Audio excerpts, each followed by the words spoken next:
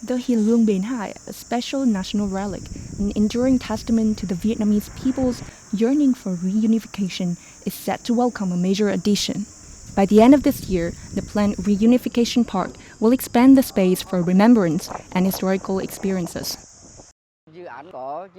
This project is vital in bringing new life to the site. Our duty is to preserve and promote the value of the heritage left by our forefathers.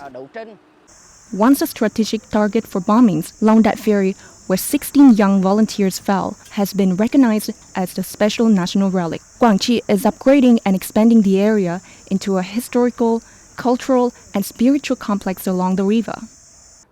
The work is scheduled for completion in September 2025, coinciding with the 53rd anniversary of the volunteers' sacrifice.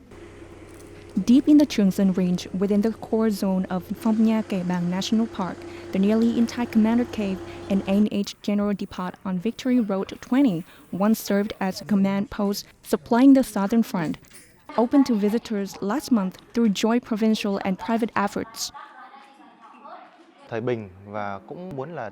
Born in peacetime, I've always been fascinated by history. Visiting the Commander Cave, I could feel the hardship faced by those before us, and I'm proud of the achievement.